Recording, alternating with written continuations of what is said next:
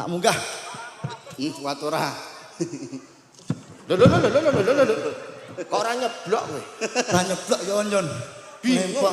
Ngene Kang. Piye? Piye? Abianmu apa? Ana kabar bagya lan nyenengke. Kabar racing bagya apa? Adimu Galuh Candra Kirana saiki mbokot lho Kang. Bobot. Banjur Kok jaluk sabiyantune Kakang? nanging ana kang aneh-aneh. Aneh. Garwanipun kula idam ora kaya biasane. Idame banjur apa? Nyidam iwak baderbang sisik kencana. Iwak baderbang sisik kencana. Aku lagi krungu iki lho.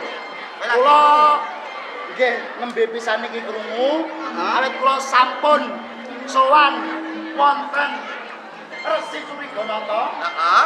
Aku diparingi mangerteni yen Baderbang baderbang sisik kencana mapane ana ing sungapan kali Brantas kene Kakang. bangun. Tiwas kabeneran awak dhewe iki wis ana ing pinggire kali Brantas. Heeh. Dan digoleki iwak baderbang sisik kencana, mengko nek wis entuk iso dienggo ulam garwamu. Menika Jala Sutra Tampang Kencana. Lah nggo apa iki? Jala Sutra Tampang Kencana kangge jaring iwak baderbang sisik kencana. Oh, iki mau ke berat mara ning gone Curiganata. Nggih. Diwenehi Iwak baderbang sisik kencana. iki. Nanging wonten pitungkase Kakang. Pitungkase apa? Pitungkase anggonipun golek iwak baderbang sisik kencana Ya. menawi wonten tampangipun setunggal ingkang pedhot. Menika ijole nyawa.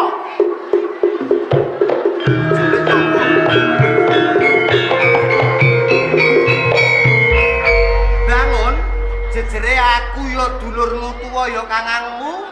Yen golek iwak baderbang sisik kencana nggawa tampang Jala Sutra kencana, ijole nyawa nek pedhot. Ya, ndang diwiwiti, mengko selak apa ngenteni apa? Bakal kula jala nggih Ha. Kakang. Golek iwak, njala iwak Kakang. Nanging ya hati-hati, wetu kebak pangatan-atan. Pangati-ati lan dieling-eling Heeh. menawi tampangipun pedhot setunggal ijolipun Nyawa. nyawa panjenengan. Ya. Eling yo hati-hati lho, Kang. Ya. Kira yo eling ya. Aja ngasih pedhot. Nek menawa iki bangun sing entuk. Lah iya, wah mesti iki. Walah, ora entuk Kang. Wah, pakmu ora ngatik kok. Ya, tapi teliti sik ku nek ana sing pedhot. Ora ono. Gak ono. Ganti aku. Terusan Kakang Bancak. Nek menawa iki engko entuk, Obat awakmu genti aku. hei, Hati-hati lho Kang, hati-hati. Entuk ya, entuk. Entuk ora ya? Rasane keroncalan. Duh. Entuk. Lah tarik. Entuk mesti. Kok iki mang keroncalan kok. Duh. Mosok iwak jab sandal. Kali tilakang rumiyin, menawi wonten tampangipun ingkang pedhot setunggal, Ijole nyawa. Iki kok nak ngasih resi pedhot nyawamu lho. Teliti sik. boten enten Kakang. Nah, aman berarti. Aman nyawane panjenengan aman. Aman. Bangun, Hati-hati. daya. Ya. Genten Kakang ya. Nak menawa wae jodone Kakang iso ngentono iwak baderbang sisik kencana, ya. Hati-hati Kakang.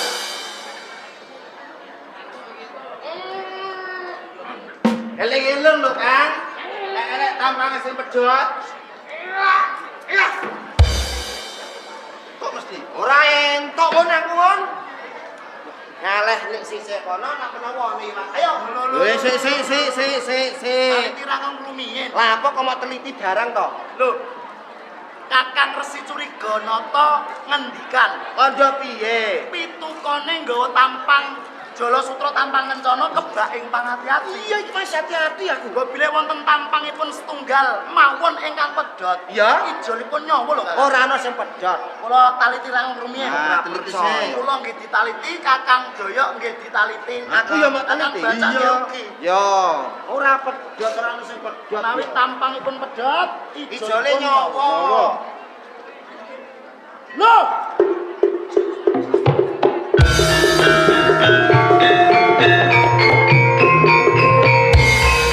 Kakang Bancak, Napa?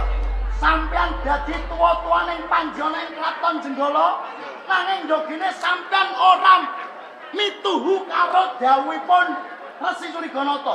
Ora mituhu piye to? Kang mriki Apa? sawangan Jala Sutra Tampang Kencana pedhot setunggal tegese ijole nyawane panjenengan.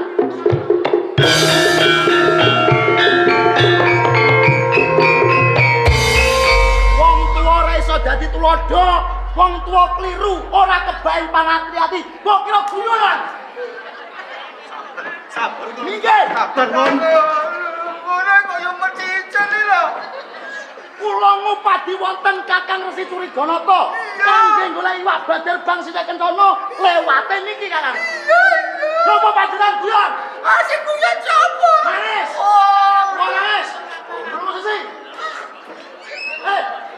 Wah, Cacili. Penonton. Awon. wonten. Jebul atimu kaya ngono. Ati napa Kakang? Kowe kok ora ngelingi jaman dhisik. Lemben-lemben roti-roti biyen-biyen saiki-saiki. Panji Asmara bangun wataking satriya tama wonge sing ora iso mloyang-mlayu ngalor ngidul Kakang. Tampang pedhot jauh wis sesuk tuku neh lho, Mon. Banget guyon. Tampang menika oleh angsal tapa brata. Iya, Tampang pedhot ijole nyawane panjenengan. Iya, bangun. Iya. Aku bakal nglakoni apa sing dadi ucapmu. Yen tampang kuwi pedhot ijole nyawane Kakang, bakal tak lakoni, Ngon. Matiya kanggo ijole nyawane Kakang. Nanging aku mung lagi ngerti iki. Apa? Aten-atenanmu jebul kaya ngene. Ngerti apa kaya ngene ndek cilik tak pateni kowe. Ora ngene. Lagi ngene aku ae mbok amuk kaya cah cilik. Ora ngelingi aku iki sapa aku iki dulur petuwa. Kabeh sing salah kuwi kudu diamuk Kakang. Salah dia salah lagi kok coba ngono. Mas, Iki apa lah?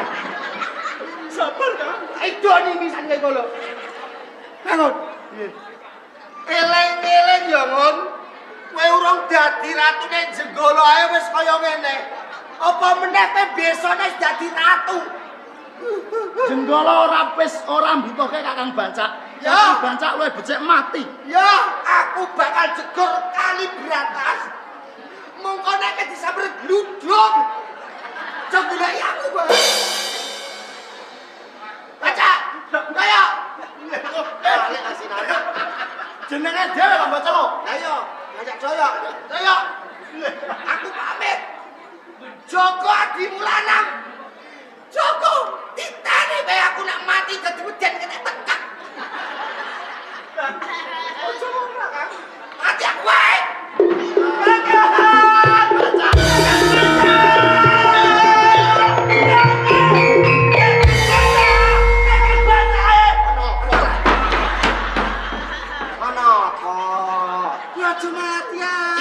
Ceritane mati kok ngecelak-celuk ya umup mumbul neh lho aku. Ceritane pan kowe mati. Aku jegur. Oh, celak-celuk, celak-celuk. Lho kowe dulur-dulanan e.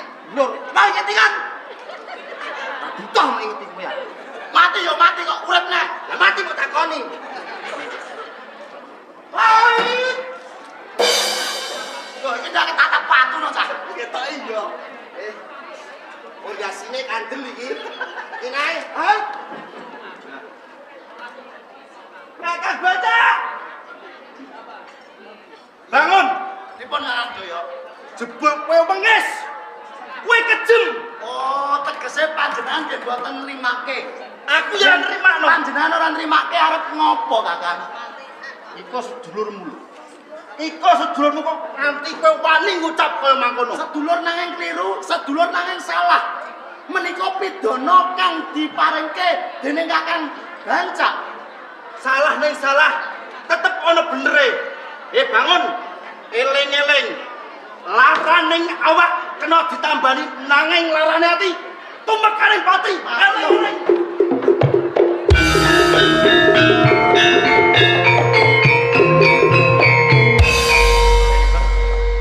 Kakang Sarimi. Kakang Resi Curiganata. Panjenengan goro Kakang. Kok gara piye? Kula madosi iwak Badar Bangsi Kencana wonten mriki mboten enten wonten Sungapan kali Branten mboten enten. Nganti mati kowe ora bakal nentuke iwak Badar Bangsi Kencana yen to lek munjala ning kene. Lan jalane wonten pundi? Ya ning kali Brantas kono. Ya kowe iki ning kene kok ya ora entuk kowe. Iki ketoprak ya Don. Ketoprak. Ngene. Apa wis entuk keng dadi panyidaming garwamu Yayi Galuh Candrakira? Ngantos sakniki kula dereng ngentukke iwak Badar Bangsi Kencana Kakang. Sabar samentara mbok menawa pancen iki minangka kanggo nguji kelawan rasa tresnanmu kelawan Galuh Candrakira. Mung bae pun Kakang bakal nyuwun bali ananing Jalasutra keng tak ampilake lan sliramu. Nanging niki dereng rampung lho Kakang. Urung rampung besok ana dina meneh kanggo golek. Jalan aku butuh kelawan Jalasutra. Nang pangapunten Kakang. Maaf. Coba tak talitine luwih dhisik. Welo.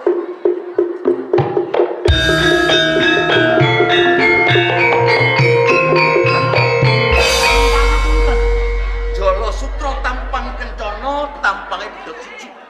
Mungko pitungkasku nalika semana marang sapa kang medhotake Jalasutra tampang kencana siji wae ijoling nyawa. Sapa sing rusake Jalasutra? Ingkang rusake Jalasutra tampang kencana inggih menika Kang Mas Panji Bancak. Kakang Bancak. Nggih. Terus saiki Kakang Bancak nyang ndi? Mituhu dawuh panjenengan menawi wonten tampang ingkang pedhot setunggal menika ijolane nyawa Kakang Bancak mati wonten Sungapan Kali Brantas. Kakang Bancak mati.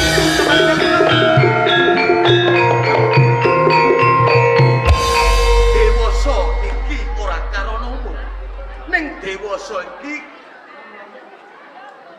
mung kanggo cara pamikiran.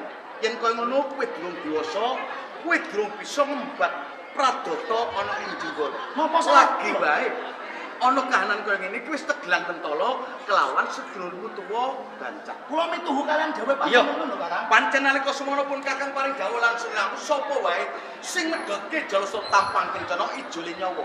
Surupa ya Yayi, tenane Jalasutra anggonku goleki lan aku bisa duweni Jalasutra. Iki totoane nyawa. Mula pun Kakang ngendika sing kaya ngono supaya kowe nggunakake jala kudu kebak ing pengati-ati. Bangun. Nggih. Ya, mbok menawa kabeh wis kebacut, pecute diseblake wis kebacut diapak. Nanging eling denino, reh dene iki wis tegel kelawan sedulur tuwa. Kowe bakal diwelehke kelawan kahanan. Olehke marang kali.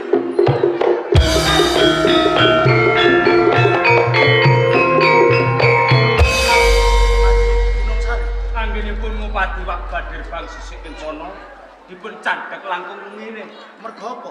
Wedal sak menika kanggo Galuh Candrakirana dipun badat kaliyan pawungan. Kalau Candrakirana ilang, goleki.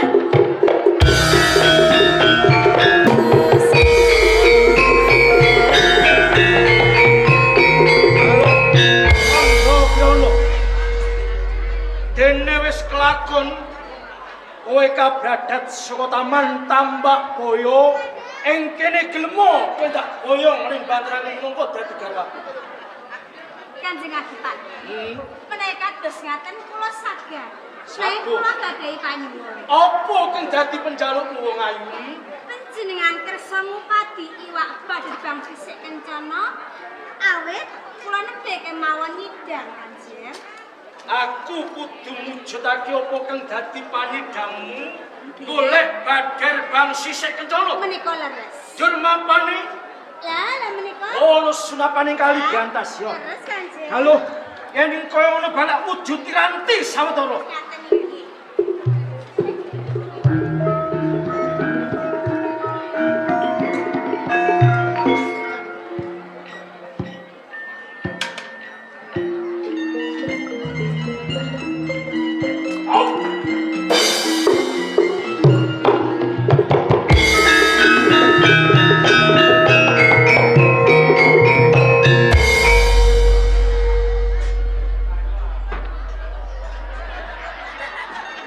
Oh iya. Lakonmu uripe kok kaya ngene. Bangun, bangun ape nemoni apa kowe? Karo wong tuwa kok mentolo.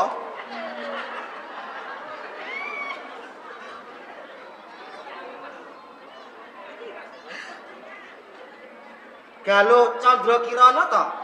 Mengko dhisik kok wis ngerti yen ta aku Galuh Candra Kirana. Sapa tenane kowe? Mosok ora ngerteni aku to? Sapa? Aku iki kakangmu lho. Kakang sapa? Ya iki aku Kakang Bangka Bangka. Kakang Baca. Jenengan Kang Mas Panji Banci. Iya. Aduh, lah panjenengan kok malah kados ngaten to Kang Mas? Aku kaya ngene iki perkarane bojomu. Kang Mas Panji asmara bangun. Iya. Lah kok saged ngaten? Kowe ngidam liwak Badir Gang Sisih Kencana, banjur aku sabiyantu karo Panji Asmara Bangun. Aku medhotno tampang Jala Sutra Kencana, banjur aku kon mati. Lah ngono ora njaluk digoco. Kok ngaten tumindhaipun? Iki ngaten lho Kang Mas. Apa? Kula dipun bradat kaliyan Adipati Bantarangin ingkang nami Krana Sewandana. Klono Sewandana. Kula saged dipun pundhut garwa nanging kula nggadahi panyuwun napa ngupati iwak Badir Bang Sisih Kencana. Banjur Dipati Klono Sewandana ning ndi? Lah nyelam wonten lepen menika lho Kang Mas. Lah iki Agem-agemanipun. agemane Klono Sewandana. Galuh Candra Kirana iki bakal tanggung. Kowe ora usah kuwatir. Nek kowe nek cedhake Kakang selamat pokoke. Jenengan ingkang nyelametaken kula Kang. Iya wis kok, santai. Nggih nggih Kang Mas. Yo, wis kowe nek mburiku engko wonge nak teko, tak patenane.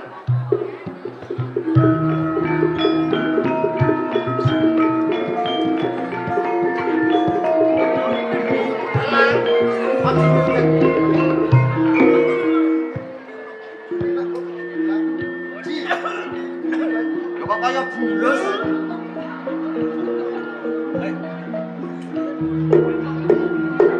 Sopo iki?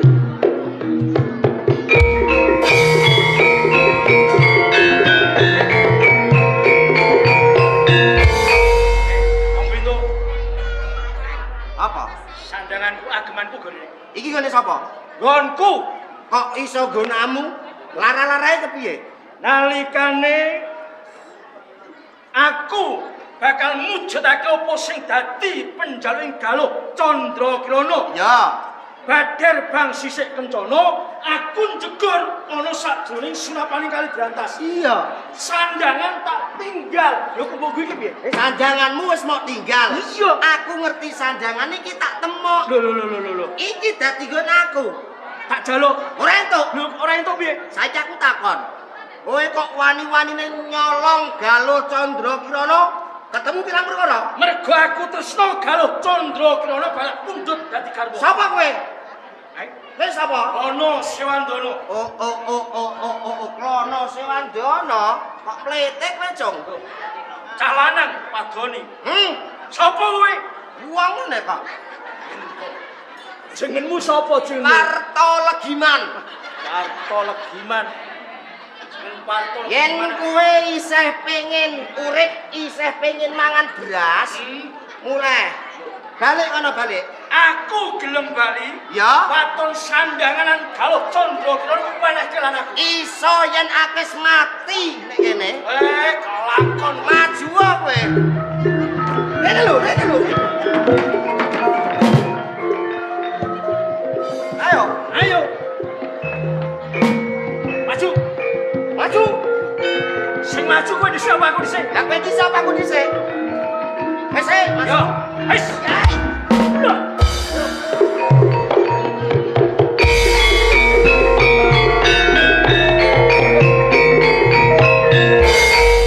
Lagi tak tampani iki wis stroke ringan kowe. Enak stroke ringan moro kono lho. Nek Juwono. Piye? Apa? Dugangi kowe. Sik, pian ojo. Karo kancane kok.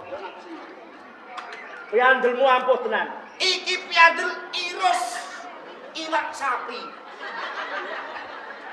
Saya bejo aku. Isih bejo. Bejone. Bejone kok tampani irus. Aku mau nglumpuh. Ha iya. Urip nganti aku malah dadi kethek cilaka iki. Mulane Ono Siradono. Dai belum. Waduh.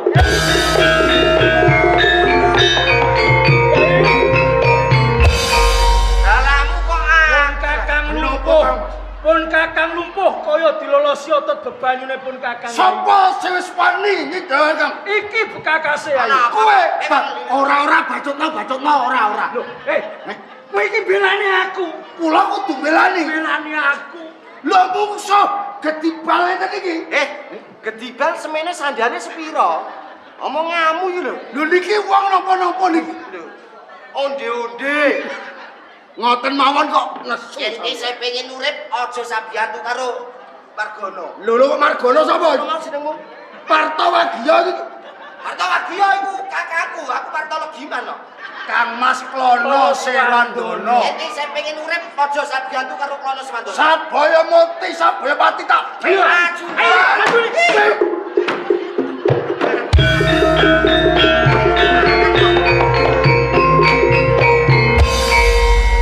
Dino iki aku menangan, ki aja mlete. Ya menangan leman-man. Lho lakone kok. Lah aku mati sik doprake bar no. Bangetan buning sih, sute guyu sampean. Lah apa kok bangeten? Jaluk lakone kok dagelan. Lah jenengku kon menangan kok. Piye? Kalah wayange kalah. Tim kalah. Pengen mari apa pengen mati? Ojo. Piye? Mari. Mari. Aku pengen mari. Kowe sakloron bakal tak usah. Nek ono janjine. Apa?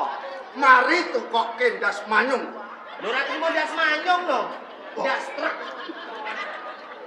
Nek bakal tak usadani ning ana syarate. Lur syarate apa? Mung ngucap sampun tobat bendoro kalih sampean le-ole lontong le-ole lontong Saiki. Hah? Saiki. Berbodo. Berfoto Kang Mas. Saiki ke apa? Tak sadar ora ngadeg. Ayo. Tambani dhisik apa? Yo ngomong dhisik lho. Dungane lali. Sampun tobat bendoro kalih sampean le-ole lontong. Le-ole gampang. lontong. Ayo. Siji, loro, Le-ole lontong. Luare le-ole lontong. ngamuk apali lontonge tok. Sampun tobat. Kok. Iya. Gampang. Sampun tobat pok. Tak tekek siji-siji kene kono. Sampun tobat bendoro kalih sampeyan le-ole lontong. Anut nggih. Le-ole lontong. Alon-alon marai niku alon-alon. Ayo tak kakek. Sampun tobat bendoro Kalih sampeyan le-ole ale-ole. le-ole Gut. Pun mareni iki.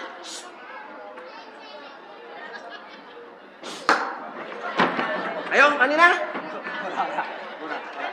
Banjur kowe sakloron wis tau sadani, aku arep njaluk tulung karo kowe. jaluk tulung apa? Aku nyelah negaramu. Negara kok disilat. Entuk ora kakek cangkem iki kok. Iya. Lho kok silih arep kok nggo apa? Iki aku nyelah negaramu ana perlune. Mung sedelok wae kok. Tenan? Iya. Wis delok lho ya. Heeh. Ya wis ayo. Ayo. Galuh cocok kirana, melu Kakang. Ayo.